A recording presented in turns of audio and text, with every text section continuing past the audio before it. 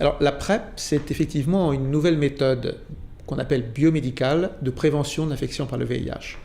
Vous savez qu'en termes de prévention de l'infection par le VIH, l'outil principal reste le préservatif. Malheureusement, pour un certain nombre de raisons, ce préservatif n'est pas utilisé systématiquement. Et cela explique pour quelles raisons nous voyons encore en France un grand nombre de contaminations. Il est donc important de pouvoir s'appuyer sur d'autres modes de prévention et effectivement, a été mis en évidence grâce à des études qui ont été menées en France en particulier avec le soutien de l'Agence nationale de recherche sur le sida et aussi l'assistance publique des hôpitaux de Paris, une évaluation de ce qu'on appelle la PrEP, qui est l'utilisation d'antirétroviraux, de médicaments qu'on utilise pour le traitement de l'infection VIH, mais cette fois-ci à destination des personnes qui ne sont pas infectées, mais qui sont à risque de contamination, donc qui ont des comportements à risque, ou dont les partenaires, par exemple, ne veulent pas ou ne peuvent pas utiliser de préservatif. Eh bien, on a montré que grâce à cette PrEP, on était capable de réduire de façon très importante le risque de contamination, ce qui fait que la PrEP représente, avec le préservatif, finalement, un autre moyen très efficace de prévention de l'infection.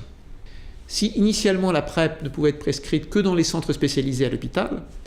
depuis presque un an maintenant, ce qu'on appelle les CGIT, qui sont en fait des cliniques de santé sexuelle en France, peuvent aussi prescrire la PrEP. Et puis très récemment, les médecins de ville, médecins généralistes, ont l'autorisation de renouveler les prescriptions. Donc si vous voulez, on a maintenant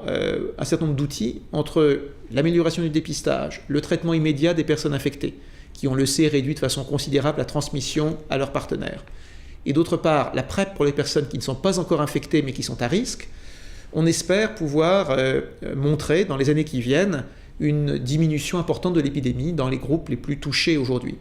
C'est en ce sens qu'avec le soutien de l'ANRS, mais aussi de la ville de Paris et de l'assistance publique des hôpitaux de Paris, nous avons lancé depuis le mois de mai un nouveau projet qui s'appelle ANRS Prévenir, dont l'objectif est de montrer justement en 3 ans, grâce à une montée en charge de la PrEP parmi les populations les plus à risque, tout en renforçant l'utilisation du préservatif,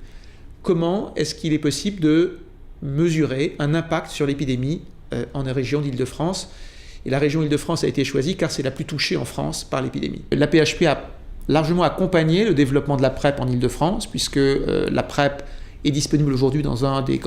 grand nombre d'hôpitaux de l'AP-HP, dans la plupart des services spécialisés dans la prise en charge du VIH, et que dans le cadre de l'essai ANRS Prévenir qui a démarré, il y a une vingtaine de centres à l'AP-HP qui sont partie prenante.